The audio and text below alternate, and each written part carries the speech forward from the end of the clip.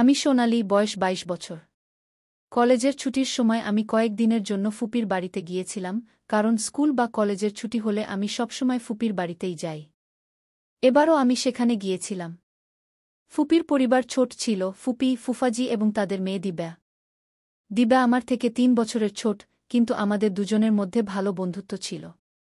ফুপি খুবই কঠোর মেজাজের ছিলেন, কিন্তু ফুফাজি ছিলেন শালীন, গম্ভীর এবং আকর্ষণীয়, বয়স প্রায় ৪০-এর কাছাকাছি, কিন্তু শরীর এমন যে কেউ দেখলে থমকে যাবে। আমি তাকে সবসময় একটি সম্মানজনক সম্পর্কের চোখে দেখেছি, কিন্তু সেই দিন এমন কিছু ঘটল যা আমার মনের দুনিয়াকে নাড়িয়ে দিল।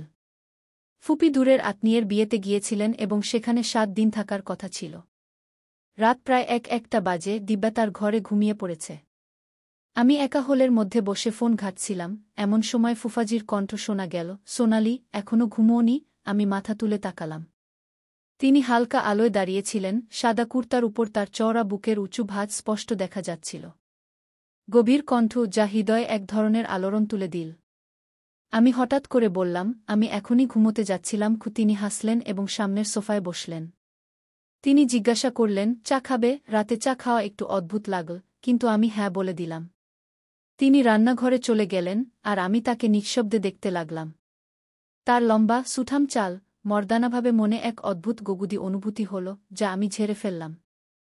চা তৈরি হয়ে এলে তিনি কাপটি আমার দিকে বাড়িয়ে দিলেন। তার হাত থেকে উঠে আসা উষ্ণতা আমি অনুভব করলাম। আমি কিছু বলার আগেই তিনি জিজ্ঞাসা করলেন, এখানে কেমন লাগছে? আমি বললাম, ভালো লাগছে। শুধু ফুপি থাকলে আরও ভালো লাগত। তিনি হালকা হেসে বললেন, কেন? আমার সঙ্গ ভালো লাগছে না? আমি চুপ করে রইলাম, নজর নিচে নামিয়ে নিলাম।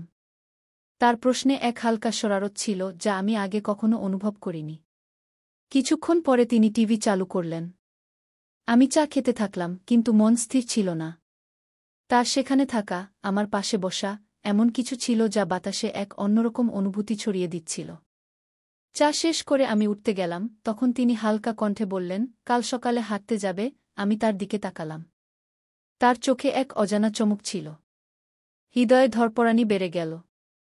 আমি বললাম, হ্যাঁ যাবো, জানি না কেন, কিন্তু আমি চাইলেও না বলতে পারলাম না। সকাল ৫টা, সকাল ৩:০০ বাজে যখন আমি হালকা শীতের মধ্যেও বিছানা থেকে উঠে পড়ি। সম্ভবত এটাই প্রথমবার যখন আমি অ্যালার্ম ছাড়াই এত ভোরে জেগে উঠলাম। মনে এক অদ্ভুত অস্থিরতা কাজ করছিল, হয়তো ফুফাজির সাথে হাঁটতে যাওয়ার চিন্তাটাই কিছু আলাদা ছিল। আমি হালকা গোলাপি ট্র্যাক স্যুট পরলাম এবং চুল বেঁধে নিলাম। আয়নায় নিজেকে দেখতে পেয়ে লক্ষ্য করলাম গালে হালকা লালচে ভাব, সকালের শীতের কারণে নাকি অন্য কোনো অনুভূতি, তা আমি নিজেও জানতাম না। নিচে পৌঁছাতেই দেখি ফুফাজি গেটের পাশে দাঁড়িয়ে আছেন। তিনি কালো ট্র্যাক স্যুট পরেছিলেন, আর তার প্রশস্ত বুক ও মজবুত কাঁধ সেই পোশাকে আরও বেশি ফুটে উঠছিল। তিনি আমাকে দেখামাত্র হালকা করে হাসলেন, এমন এক হাসি যা মনে দোলা দিয়ে যায়। তিনি জিজ্ঞাসা করলেন, প্রস্তুত? আমি শুধু মাথা নাড়লাম, কারণ কণ্ঠ যেন গলা আটকে গিয়েছিল। আমরা দুজন রাস্তায় পাশাপাশি হাঁটতে শুরু করলাম। হালকা ঠান্ডা হাওয়া বইছিল, আর পরিবেশে এক অদ্ভুত শান্তি বিরাজ করছিল। কয়েক মিনিট আমরা নিঃশব্দে হেঁটে গেলাম, তারপর ফুফাজি জিজ্ঞাসা করলেন, তোমার হাঁটার অভ্যাস আছে?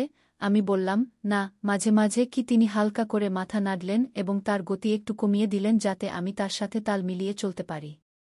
কিছুক্ষণ পরে আমরা হ্রদের পাশের ছোট পার্কে পৌঁছালাম। সেখানে লোকজন যোগব্যায়াম ও ব্যায়াম করছিল, কিন্তু আমার দৃষ্টি শুধু ফুফাজির উপর ছিল। তার হাঁটার ভঙ্গি, শ্বাসপ্রশ্বাসের ছন্দ, সবকিছুই এক গভীর আকর্ষণের মতো মনে হচ্ছিল। আমরা একটি বেঞ্চে বসে কিছুক্ষণ বিশ্রাম নিলাম, তখনই তিনি তার হাত বাড়িয়ে দিয়ে বললেন, চলো, একটা জিনিস ট্রাই করি। আমি বিস্ময়ে তার দিকে তাকিয়ে বললাম, কি? তিনি বললেন, ব্রিদিং এক্সারসাইজ। এতে স্ট্রেস কমে। আমি ধীরে ধীরে আমার হাত তার হাতের উপর রাখলাম। তার আঙুলগুলো আমার তালু স্পর্শ করতেই মনে হল শরীরে এক হালকা শিহরণ ছুটে গেল। তিনি ধীরে ধীরে শ্বাস নেওয়া ও ছাড়ার নির্দেশ দিলেন, আমি তা করতে লাগলাম, কিন্তু মন যেন অন্য কোথাও ছিল। তার হাতের উষ্ণতা, আঙুলের হালকা চাপ, সবকিছুই এক নতুন অনুভূতিতে ভরিয়ে দিচ্ছিল। হঠাৎ তিনি আমার তালু হালকা করে চেপে ধরলেন, যেন বোঝাতে চাইছেন যে তিনিও কিছু অনুভূত হচ্ছিল। তিনি জিজ্ঞাসা করলেন, আরাম পেয়েছ? কণ্ঠে এক গভীরতা ছিল। আমি ধীরে মাথা নাড়লাম, কিন্তু আমার হৃদস্পন্দন দ্রুত হচ্ছিল। আমরা উঠে ঘরের দিকে হাঁটতে লাগলাম। পথে কয়েকবার তার হাত আমার হাত হালকা করে স্পর্শ করল, আর প্রতিবারই মনে হল যেন এক হালকা বিদ্যুৎ খেলে গেল। বাড়ি পৌঁছে তিনি বললেন, কালো আসবে। আমি তার দিকে তাকালাম, তার চোখে এমন কিছু ছিল যা আমি আগে কখনো দেখিনি। আমি বললাম, হ্যাঁ। আমার ঠোঁট থেকে শুধু এই শব্দটিই বেরিয়েছিল। কিন্তু আমি জানতাম, আগামীকালের সকাল আজকের চেয়েও বেশি বিশেষ হবে। সারা রাত আমি ছটফট করলাম। চোখ বন্ধ করলেই সকালের সেই মুহূর্ত চোখের সামনে ভেসে উঠত, হ্রদের পাড়, ফুফাজির হাতের উষ্ণতা, তার আঙুলের হালকা চাপ, আর সেই অব্যক্ত অনুভূতি যা আমার শিরায় শিরায় ছুটে গিয়েছিল। পরদিন সকালে আবার সেই রুটিন, সেই জায়গা, সেই সঙ্গী। কিন্তু আজ বাতাসে কিছু আলাদা ছিল, কিছু গভীর, কিছু টানটান। হ্রদের পাড়ে পৌঁছাতেই ফুফাজি বললেন, আজ একটা নতুন ব্যায়াম ট্রাই করব। আমি চমকে তার দিকে তাকিয়ে বললাম, কী রকম? তিনি হেসে বললেন, ব্যালেন্স এক্সারসাইজ গু। ফুফাজি সামনে দাঁড়িয়ে বললেন, চোখ বন্ধ করো এবং ধীরে ধীরে এক পায়ে দাঁড়াও। আমি তোমাকে পড়তে দেব না গি। পড়তে দেব না, এই শব্দগুলোর মধ্যে কেন যেন এক অন্যরকম অনুভূতি ছিল। আমি ধীরে চোখ বন্ধ করলাম এবং এক পা উঠাতেই হালকা করে দুলে গেলাম। পরক্ষণেই আমার কোমরে দুটি শক্ত হাতের স্পর্শ পেলাম, আর শ্বাস যেন আটকে গেল। তার আঙুলগুলো হালকা করে আমার কোমরের কাছে লাগানো ছিল, যেন আমাকে ধরে রাখছে। কিন্তু সেই স্পর্শে আরও কিছু ছিল, কিছু অজানা, কিছু অদ্ভুত। তিনি বললেন, ব্যালেন্স বজায় রাখো। তার ধীর, গভীর কণ্ঠ কানে মধুর মতো গলে গেল। আমি নিজেকে সামলে নিলাম, কিন্তু সেই হালকা চাপে মনে হল শরীরে এক শিহরণ ছুটে গেল। চোখ খুলতেই আমার দৃষ্টি সরাসরি তার চোখে গিয়ে ঠেকল। সেখানে এমন কিছু ছিল যা শব্দের বাইরে। তিনি ধীরে বললেন, খুব ভালো করেছ গি। কিন্তু তার আঙুলগুলো তখনও আমার কোমরকে হালকা করে স্পর্শ করছিল। আমি অনুভব করলাম, তার স্পর্শ যেন একটু বেশি সময় ধরে রয়ে গেল, হয়তো অনিচ্ছাকৃত, নয়তো ইচ্ছাকৃত, আমি জানি না। সে মুহূর্ত কতক্ষণ স্থায়ী ছিল তা আমি বলতে পারব না। কিন্তু সেই অনুভূতি আমার স্মৃতিতে চিরকালের জন্য গেঁথে গেল। বাড়ি ফেরার পথে আমরা দুজনই নীরব ছিলাম। কিন্তু সেই নীরবতাও যেন কথা বলছিল। সেই রাতে ঘুমোতে গিয়েও ঘুম এল না। চোখ বন্ধ করলেই সেই স্পর্শ, সেই গভীর কণ্ঠ, কোমরে তার আঙুলের স্পর্শ, সবকিছু যেন আত্মায় গেঁথে গেল। সকাল হলে মনে এক অদ্ভুত অস্থিরতা কাজ করছিল। আমি নিজেকে বোঝাতে চেষ্টা করছিলাম যে এগুলো সবই সাধারণ অনুভূতি।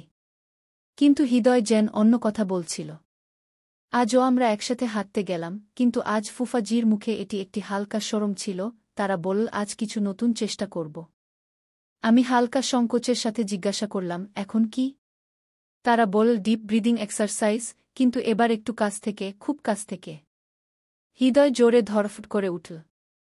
ঝিলের কিনারে সেই একই বেঞ্চ ছিল, সেই একই হাওয়া ছিল, কিন্তু আজ মাহলে কিছু আলাদা ছিল, কিছু বেশি গভীর, কিছু বেশি অনকহা। তারা আমাকে সামনে দাঁড় করাল এবং নিজে আমার পিছনে এসে দাঁড়িয়ে বলল, এখন ধীরে ধীরে শ্বাস নাও, গভীর করে, আর ছেড়ে দাও। আমি ঠিক তাই করলাম, কিন্তু যেই আমি শ্বাস নিলাম, তাদের গরম শ্বাস আমার গলার কাছে অনুভূত হল। তারা বলল, নার্ভাস হজো না, শুধু ফিল করো। তাদের কণ্ঠ খুব কাছাকাছি ছিল, খুব গভীর। তাদের আঙুলগুলি আমার কাঁধে হালকা করে ঠেকল, এবং যেই আমি শ্বাস ছেড়ে দিলাম, তাদের ধরা একটু আরও স্থির হয়ে গেল। তাদের আঙুলের হালকা চাপ, তাদের শ্বাসের গরমাহট, সবকিছু হৃদয়ের ধড়ফড়ানি বেকাবু করে তুলছিল। আমি ভেবেছিলাম তারা কিছু বলবে, কিন্তু তারা শুধু নিঃশব্দে দাঁড়িয়েছিল। তাদের ধরা হালকা ছিল, কিন্তু এতটাও হালকা নয় যে কোনো প্রভাব ফেলবে না। কয়েক সেকেন্ড কেটে গেল, সম্ভবত একটি অনকহা ইকরার সেই শ্বাসের মধ্যে সিমটে গিয়েছিল। আমি চোখ খুললাম এবং ধীরে ধীরে তাদের থেকে দূরে সরে গেলাম। তারা কোনো জবরদস্তি করল না, শুধু হালকা হাসির সাথে বলল, এখন ভালো লাগছে? আমি শুধু মাথা নাড়লাম, কিন্তু হৃদয়ে যে ঝড় উঠেছিল তা থামার নাম নিচ্ছিল না। সেদিনের পর থেকে ফুফাজির আমার কাছে থাকাটা একটি অদ্ভুত ব্যথার জন্ম দিতে শুরু করেছিল। তাদের প্রতিটি কথা, প্রতিটি হরকতে আমি কিছু আলাদা অনুভব করতে শুরু করেছিলাম, এমন কিছু যা আগে কখনো অনুভব করিনি। আজও বাড়িতে শুধু আমি আর ফুফাজি ছিলাম। আমি কিচেনে ছিলাম, চা বানাচ্ছিলাম, যখন হঠাৎ পিছন থেকে তাদের কণ্ঠ শোনা গেল, সোনালি, এক কাপ আমার জন্যও বানিয়ে দাও। আমার হাত কাঁপছিল, কিন্তু নিজেকে সামলে নিলাম। আমি বললাম, জি বানাচ্ছি। আমি কাপে চা ঢাললাম এবং যেই পিছনে ফিরলাম, তারা আমার খুব কাছাকাছি দাঁড়িয়েছিল, এত কাছাকাছি যে তাদের শ্বাসের হালকা গরমাহট আমার গাল ছুঁয়ে যাচ্ছিল। আমি একদম থমকে গেলাম। কি হলো? তাদের কণ্ঠ গভীর ছিল, যেন সরাসরি রুহে প্রভাব ফেলছে। আমি বললাম, কিছু না। আমি কাপ তাদের দিকে বাড়িয়ে দিলাম, কিন্তু হাত কাপল চা ছিটকে তাদের হাতে পড়ে গেল। ওহ! আমি ঘাবড়ে গিয়ে তাদের হাত ধরে ফেললাম। তাদের আঙুলের গরমাহট আমার হাতে নেমে এল। আমি দ্রুত পানি নিয়ে তাদের হাতে ঢাললাম, কিন্তু আমাদের দুজনের চোখে চোখ লেগে গেল। একটি দীর্ঘ নিস্তব্ধতা। তাদের চোখে কিছু ছিল, এমন কিছু যা শুধু অনুভব করা যায়, বলা যায় না। আমি ধীরে ধীরে তাদের হাত ছেড়ে দিলাম, কিন্তু তারা এখনও আমার দিকে তাকিয়েছিল। তারা হালকা হাসির সাথে জিজ্ঞাসা করল, এত ঘাবড়ে গেছ কেন? আমি বললাম, না, কিছু না। তারা ধীরে ধীরে আমার নাম নীল, সোনালি উ। শুধু নাম নেওয়াতেই হৃদয়ের ধড়ফড়ানি বেকাবু হয়ে গেল। আমি চোখ নামিয়ে নিলাম, কিন্তু তাদের চোখের গভীরতা থেকে নিজেকে বাঁচাতে পারলাম না। তারা আরও একটু কাছে এল এবং বলল, কখনো মনে হয়েছে তোমার, কিছু অনুভূতি বলা যায় না, শুধু বেঁচে নেওয়া যায়? আমি ধীরে মাথা নাড়লাম। আমরা গুই। তারা গভীর শ্বাস নিয়ে বলল, সম্ভবত আমরা দুজনেই এমন কিছু অনুভূত করছি। হৃদয় এক পলের জন্য থেমে গেল।